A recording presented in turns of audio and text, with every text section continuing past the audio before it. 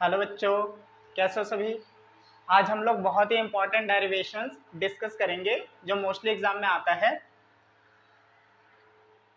सबसे पहला डेरिवेशन है अपना electric field intensity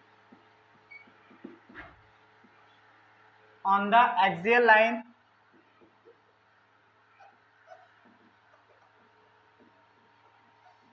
of a dipole.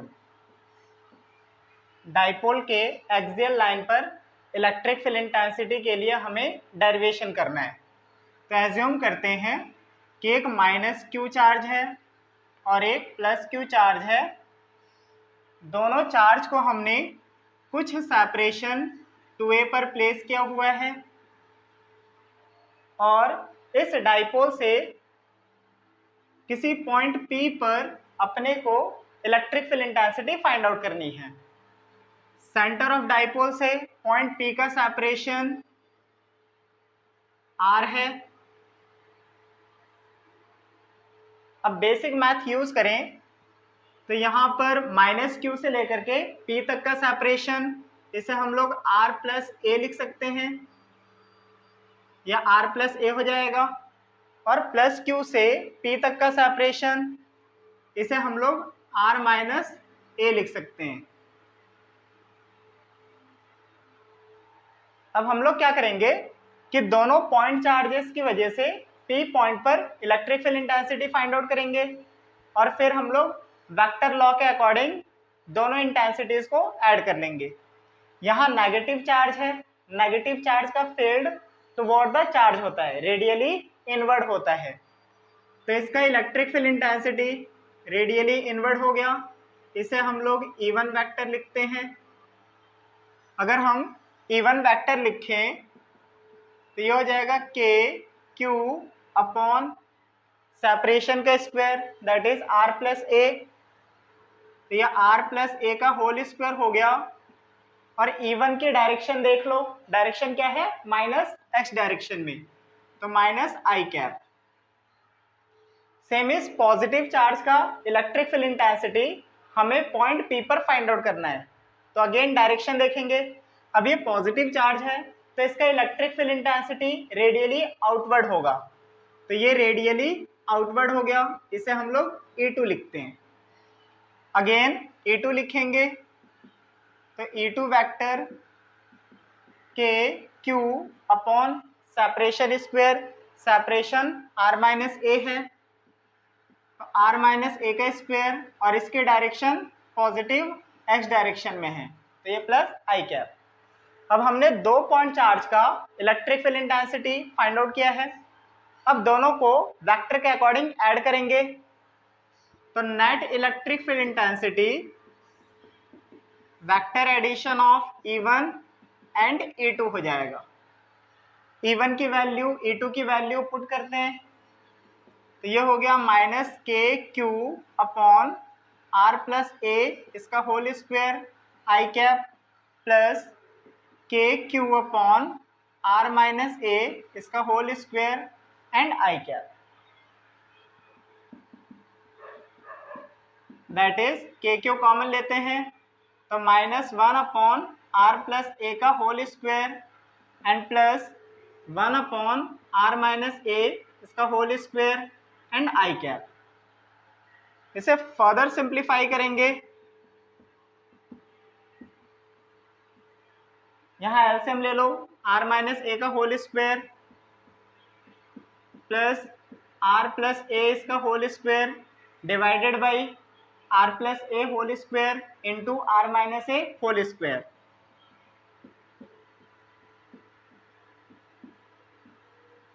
और आई कैप।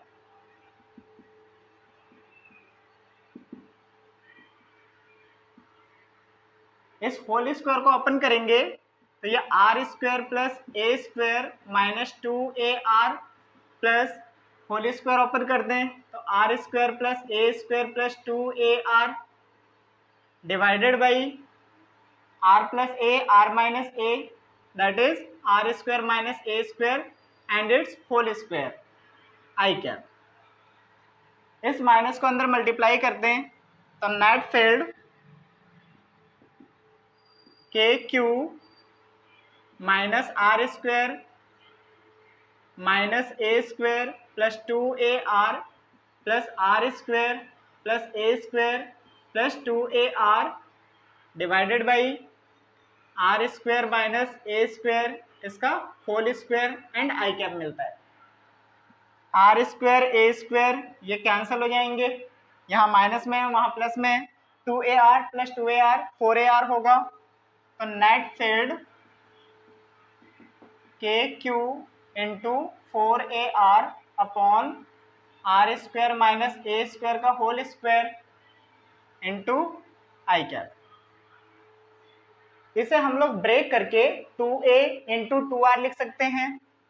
तो नेट इलेक्ट्रिक फील्ड इंटेंसिटी ये हो जाएगा के Q 2a 2r divided by are square minus A square it's whole square and I cap. अब ये देखो Q इंटू सेपरेशन याद है सभी को, electric dipole moment Q into 2a हमने इलेक्ट्रिक डाइपोल मोमेंट को डिफाइन किया था। तो net electric field intensity k p 2r divided by are square minus A square इसका whole square and I cap होता है। यहाँ से मैग्नीट्यूड निकालेंगे, नेट फील्ड इंटेंसिटी का मैग्नीट्यूड यूनिट वेक्टर का मैग्नीट्यूड 1 होता है। तो ये 2kpr divided by are square minus A square का होल स्क्वायर हो जाएगा। तो ये अपने पास नेट इलेक्ट्रिक फील्ड इंटेंसिटी मिलता है on the axial line of N electric dipole. अब यहाँ एक कंसीडरेशन लेते हैं, अजम्पशन लेते हैं कि ये जो डाइपोल का साइज है 2a ये बहुत ही ज़्यादा स्मॉल है as compare to this separation r।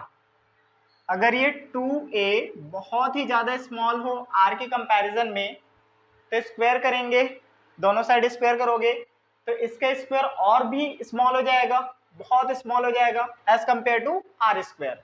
तो हम लोग ए स्क्वायर को नेग्लिजिबल एज्यूम कर सकते हैं।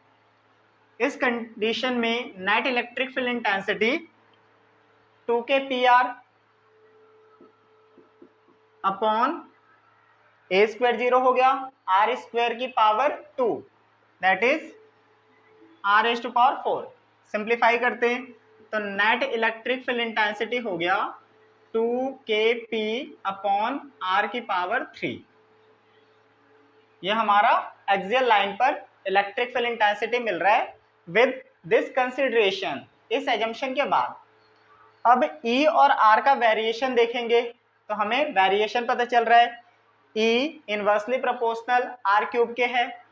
तो इसका ग्राफ प्लॉट करते हैं, ग्राफ बहुत ज़्यादा इंपॉर्टेंट है E और R का। तो ग्राफ अपना इनवर्सली प्रोपोर्शनल का कुछ इस टाइप का हो जाएगा। तो यहाँ पर हमने इलेक्ट्रिक फील्ड इंटेंसिटी के लिए डेरिवेशन किया है on the axial line of electric dipole. अब हम लोग नेक्स्ट इक्वेटोरियल पर हम लोग फाइंड आउट करेंगे।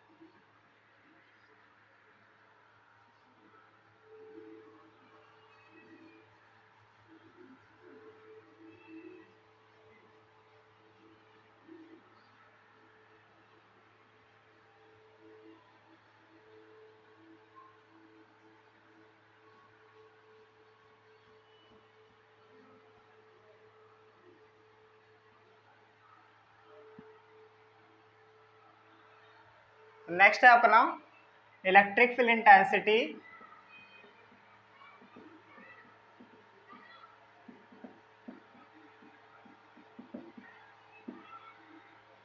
On the equatorial plane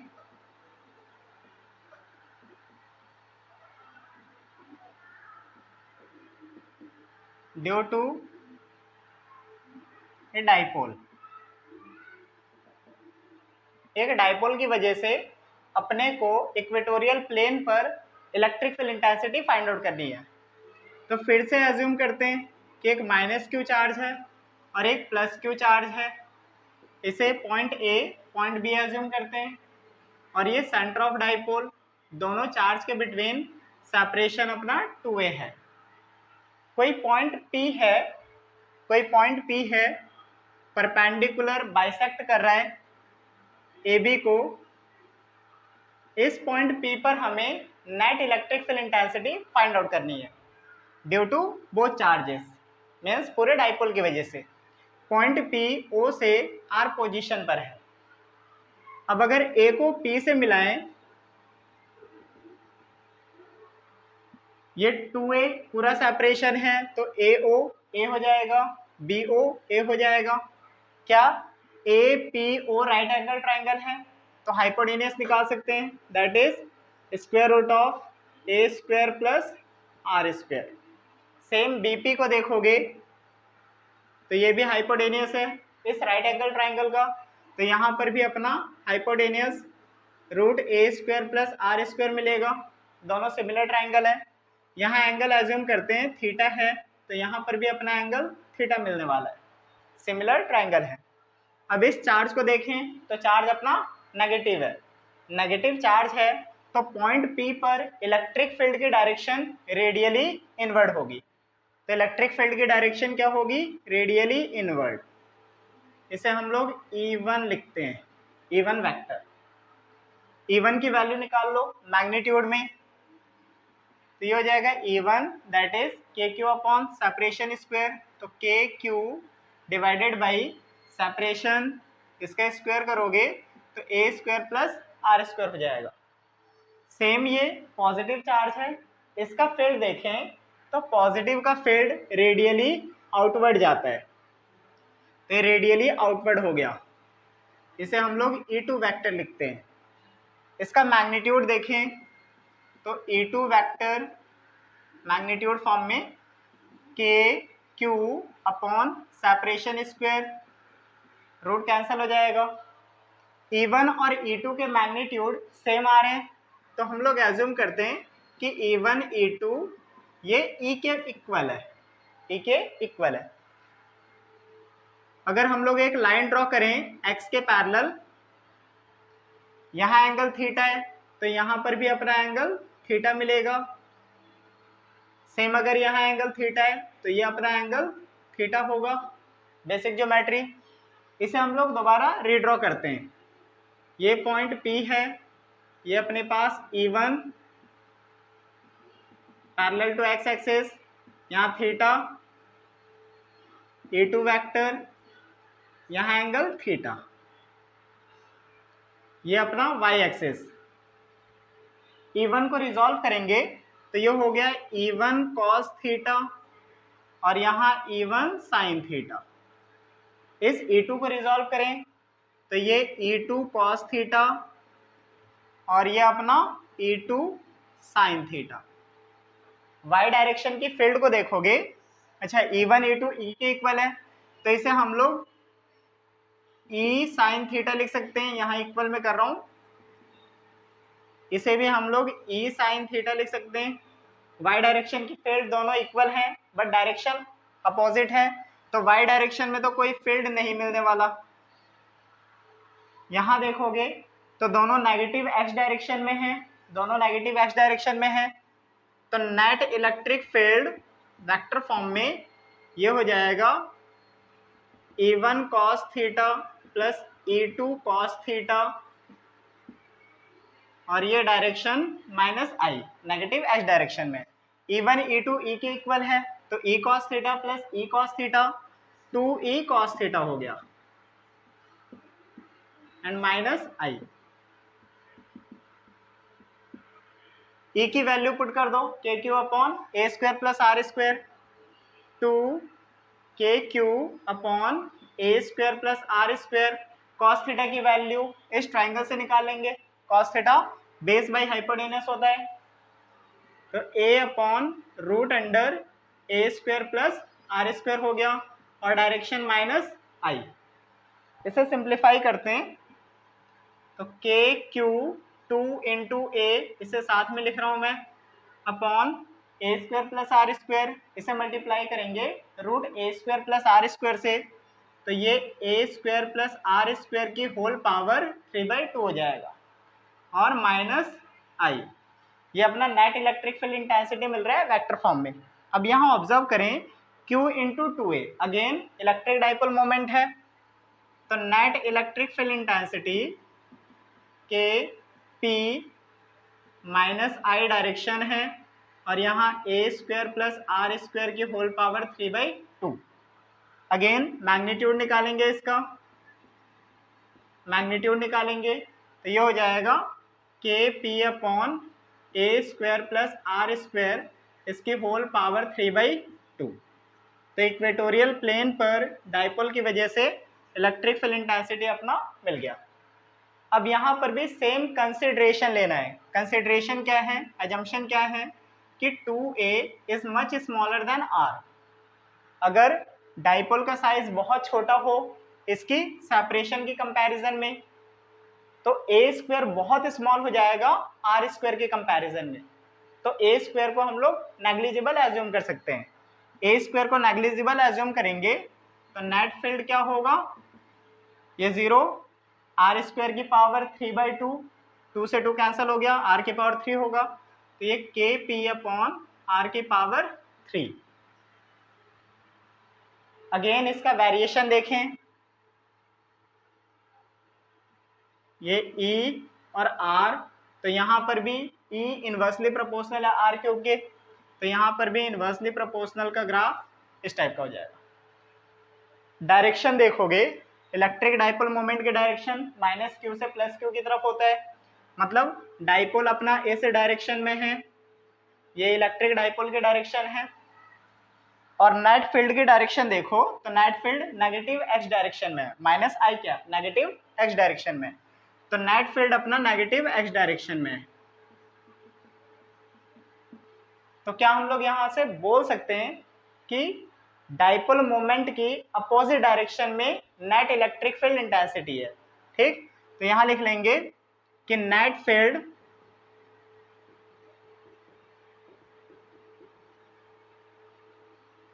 intensity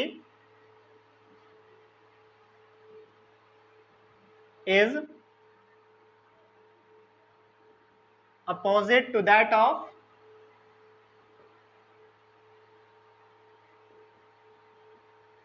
electric dipole.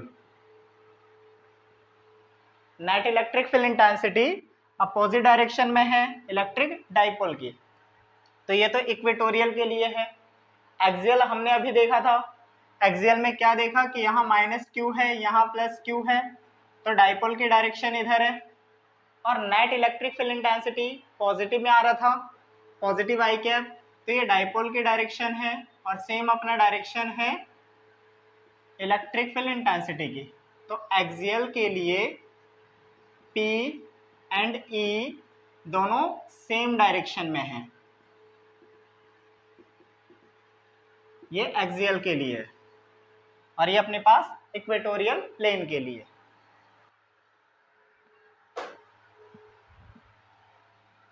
Next topic है अपने पास torque acting on an electric dipole placed in uniform electric field. एक यूनिफॉर्म इलेक्ट्रिक फील्ड में हम लोगों ने डाइपोल को प्लेस कर दिया, तो डाइपोल का बिहेवियर देखेंगे और टॉर्क के लिए डेरिवेशन करेंगे। तो ये अपने पास डाइपोल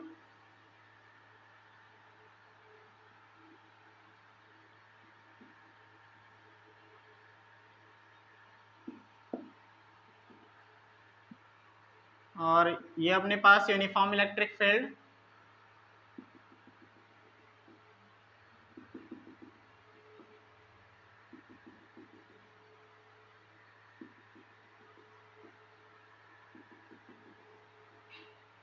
एज्यूम करते हैं कि जो डाइपोल मोमेंट है it makes some angle theta with uniform electric field, uniform electric field के साथ कुछ एंगल ये थीटा फॉर्म करता है। इस चार्ज को अगर देखें तो ये चार्ज यूनिफॉर्म इलेक्ट्रिक फील्ड में है, तो इस पर एक इलेक्ट्रिक फोर्स लगेगा। चार्ज नेगेटिव है तो फोर्स की डायरेक्शन क्या होगी, opposite to the electric field.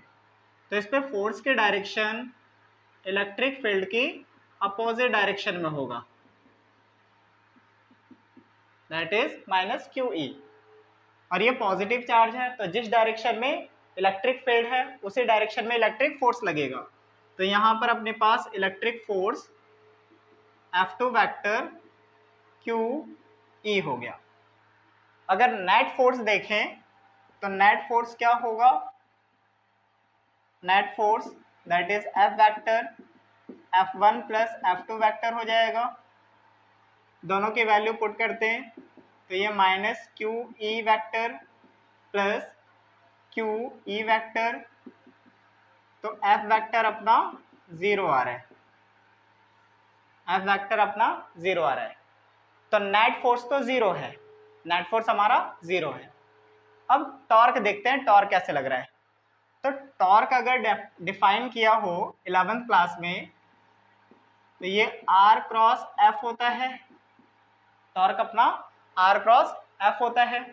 अब देखो एक तो पॉजिटिव डायरेक्शन में फोर्स लग रहा है, एक नेगेटिव डायरेक्शन में फोर्स लग रहा है, जिसकी वजह से ये डाइपोल है ये पॉइंट O पर रोटेट करेगा।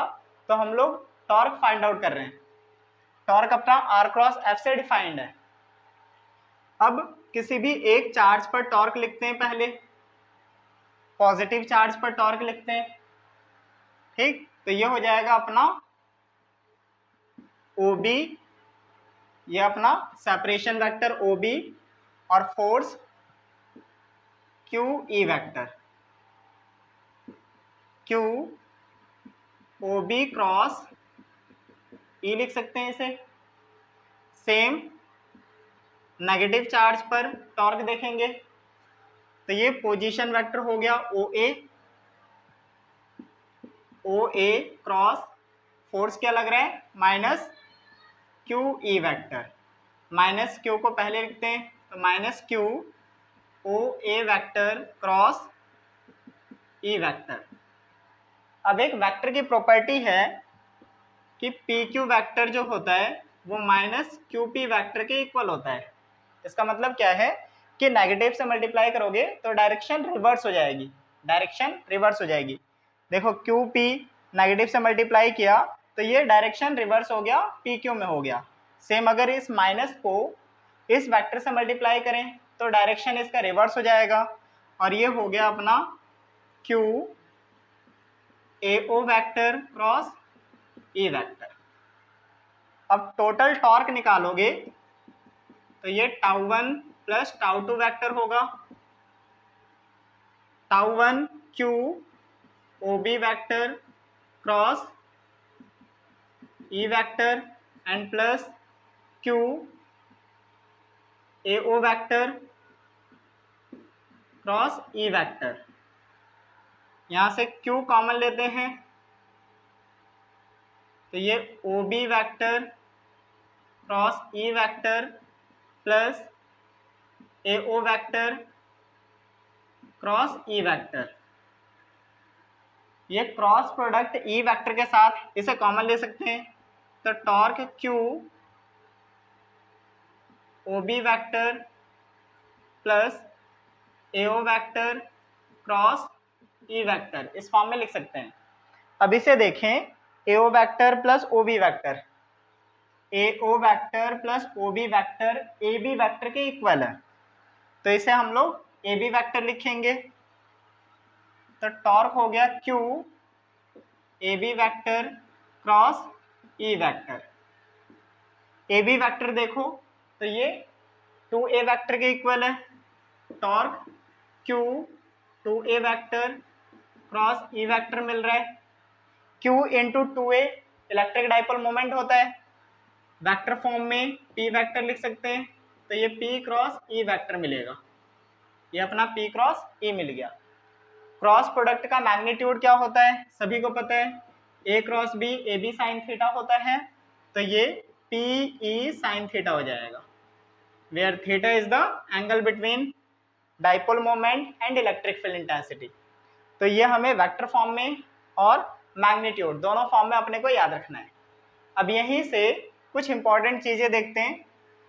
टॉर्क हमने PE साइन थीटा लिखा मैग्नीट्यूड फॉर्म में। अब ये टॉर्क मैक्सिमम कब हो सकता है, जब थीटा अपना 90 डिग्री हो, means electric dipole moment electric field intensity के परपेंडिकुलर हो। तो मैक्सिमम ये हो जाएगा PE साइन 90 की वैल्यू 1। कब होगा, जब इलेक्ट्रिक फील्ड इंटेंसिटी और इलेक्ट्रिक डाइपोल मोमेंट दोनों एक दूसरे के परपेंडिकुलर हो, तो मैक्सिमम टॉर्क PE मिलेगा। और टॉर्क जीरो कब होगा, टॉर्क जीरो कब होगा, जब थीटा या तो 0 डिग्री हो या फिर थीटा 180 डिग्री हो। थीटा अगर 0 डिग्री है, साइन 0 की वैल्यू 0 होती है, इस कंडीशन में टॉर्क 0 होगा, या फिर थीटा 180 डिग्री है तो भी अपना टॉर्क 0 हो जाएगा। अब थीटा 0 इसका मतलब क्या है कि अगर डाइपोल को बहुत ही स्मॉल एंगल पर डिफ्लेक्ट करें तो ये अपनी पोजीशन पर रिटर्न बैक आता है, थोड़े टाइम के लिए SHM करेगा, सिंपल हार्मोनिक मोशन करेगा, और यहाँ पर रिस्टोरिंग फोर्स लगता है, रिस्टोरिंग टॉर्क लगता है। तो इसे हम लोग बोलेंगे कि ये अपने पास स्टेबल इक्विलिब्रियम पॉइंट है, स्टेबल इक्विलिब्रियम पॉइंट है। और 180 डिग्री पर अगर हम लोग इसे डिफ्लेक्ट करते हैं तो इस कंडीशन में कोई SHM नहीं होगा, तो इसे अनस्टेबल इक्विलिब्रियम बोला जाएगा। ये अनस्टेबल इक्विलिब्रियम पॉइंट हो जाएगा। तो हमने यूनिफॉर्म इलेक्ट्रिक फील्ड इंटेंसिटी के साथ इसे डिस्कस किया है। अगर हम ऐसा एज्यूम करें कि इलेक्ट्रिक फील्ड इंटेंसिटी यूनिफॉर्म नहीं है, अगर यूनिफॉर्म नहीं है तो इस पॉइंट A पर इलेक्ट्रिक फील्ड इंटेंसिटी और पॉइंट B पर electric field intensity different strength की होगी। अगर स्ट्रेंथ डिफरेंट है तो इलेक्ट्रिक फोर्स भी डिफरेंट होंगे, इलेक्ट्रिक फोर्स से डिफरेंट होंगे तो इनका सम 0 नहीं होगा, जैसे यहाँ पर 0 आ रहा है। तो अगर नॉन यूनिफॉर्म एज्यूम करें, नॉन यूनिफॉर्म इलेक्ट्रिक फील्ड, इस कंडीशन में नेट फोर्स ये 0 के इक्वल नहीं होगा और टॉर्क भी नॉन जीरो आएगा, तो टॉर्क भी अपना नॉन जीरो मिलता है। तो ये हमारे लिए इंपॉर्टेंट पॉइंट है, इसे याद रखोगे कि नॉन यूनिफॉर्म फील्ड की कंडीशन में फोर्स भी नॉन जीरो होता है और टॉर्क भी अपना नॉन जीरो होता है, दोनों अपने नॉन जीरो हैं। जबकि यूनिफॉर्म फील्ड की कंडीशन में फोर्स 0 है और टॉर्क नॉन जीरो है। यूनिफॉर्म की कंडीशन में हमने क्या देखा, और यूनिफॉर्म इलेक्ट्रिक फील्ड की फोर्स तो 0 है लेकिन टॉर्क नॉन जीरो है, ये इस कंडीशन में हमने ऑब्जर्व किया। नॉन यूनिफॉर्म में हमने ये ऑब्जर्व किया है।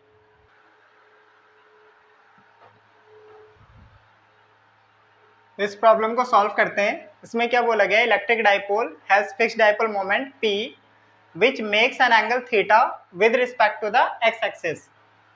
ये अपने पास x एक्सिस है,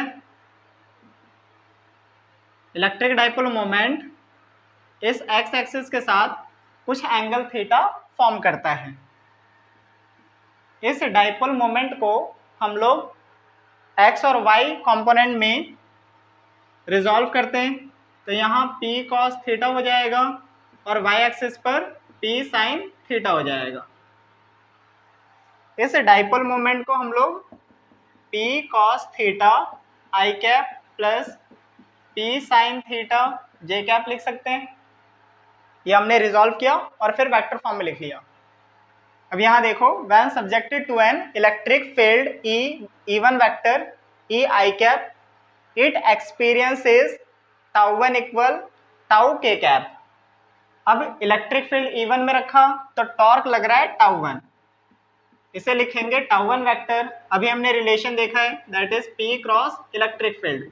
electric field E1 vector given है, P की value P cos theta I cap plus P sin theta J cap cross E1 की वैल्यू E I कैप है तो इसे E I कैप लिखेंगे, क्रॉस प्रोडक्ट निकालते हैं तो टाउ 1 वेक्टर हो जाएगा I cap cross I cap 0 होता है, J cap cross I cap minus K cap होता है, तो ये P E sine theta and minus K cap. ये सभी को 11th क्लास में पता होगा कि I क्रॉस J क्या होता है। फिर इसी तरह से और अदर कंपोनेंट निकालते हैं। देखो जिस डायरेक्शन में एरो है उस डायरेक्शन में तो पॉजिटिव आता है, आंसर पॉजिटिव लेना होता है, और एरो के अपोजिट डायरेक्शन में मूव करने पर हमें नेगेटिव लेना होता है।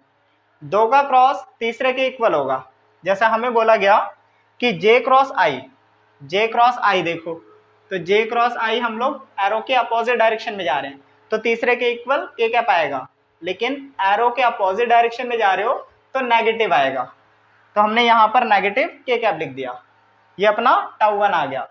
अब आगे क्या क्या गिवन है कि when subjected to another electric field E2 vector it experiences torque tau 2 equal minus tau 1। तो सेकंड फील्ड में इसे इक्वेशन 1 एज्यूम कर लो। सेकंड फील्ड में tau 2 vector P cross E2 vector हो जाएगा, P की value again P cos theta I plus P sin theta J cross E2 की value √3E J cap है। क्रॉस प्रोडक्ट फिर से निकालेंगे I क्रॉस J, यहां से देख लो I cross J same direction में जा रहे हैं, एरो के डायरेक्शन में जा रहे हैं तो प्लस K कैप आ जाएगा, और J क्रॉस J 0 होता है, तो टाउ 2 वेक्टर हो गया अपना PE cos theta √3 K cap. अब हमें क्या बोला गया है कि tau 2 vector minus tau 1 vector के इक्वल है, tau 2 vector minus tau 1 vector के इक्वल है, इसे इक्वेशन 2। इक्वेशन 1 और 2 की वैल्यू यहाँ पुट कर दो। टाउ 2 की वैल्यू ये √3 PE cos theta K cap है इक्वल माइनस, और टाउ 1 की वैल्यू माइनस प्लस हो जाएगा, तो ये हो गया PE sine theta and K cap. यहाँ से K कैप के कॉफिशिएंट को कंपेयर करें तो K कैप का कॉफिशिएंट K कैप का कॉफिशिएंट दोनों इक्वल करते हैं, तो ये √3 PE cos theta that is PE sine theta, PE cancel हो गए, cos थीटा को डिवाइड में ले जाएंगे तो √3 ये sine theta upon cos theta tan theta होता है। tan थीटा की वैल्यू √3 कब होगा, जब थीटा अपना 60 डिग्री हो, तो अपना करेक्ट आंसर 60 डिग्री है, तो ऑप्शन सी यहाँ पर करेक्ट है।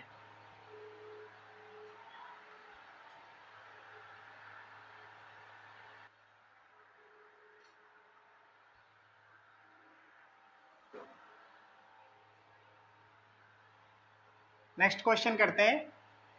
To charges plus minus 1000 microcoulomb are separated by 2 millimeter. Dipoles are formed is held at 30 degree with a uniform electric field of 15 into 10 raised to power 4 Newton पर coulomb. Torque हमें find out करना है। देखो charge दे दिया अपने को 1000 microcoulomb means 10 raised to power 3 and 10 raised to power -6 coulomb.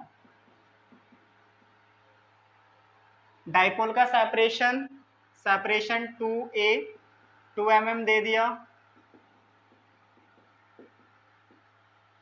Theta 30 degree है, electric field intensity given है, टॉर्क निकालना है। फॉर्मूला बेस्ड क्वेश्चन है that is PE sine theta sine 30 1/2 हो जाएगा, तो ये PE upon 2 PQ into separation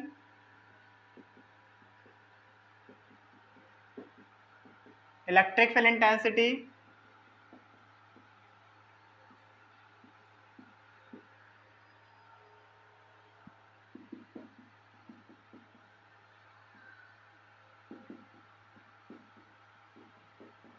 तो ये अपना टॉर्क 0.15 न्यूटन मीटर मिल जाता है। तो फॉर्मूला बेस्ड क्वेश्चन था, इस टाइप के क्वेश्चन आते हैं तो ऐसे ट्राई करना है।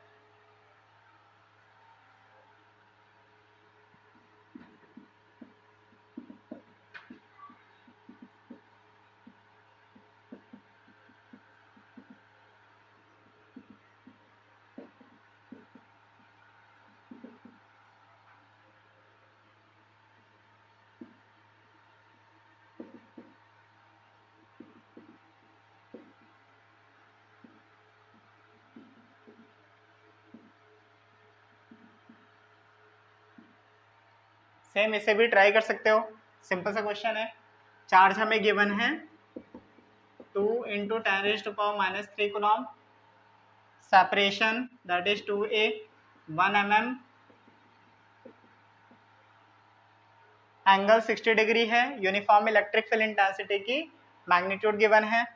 तो टॉर्क क्या होता है, that is PE sin theta, sin 60 √3/2 होगा, तो इसे √3/2 PE लिख सकते हैं।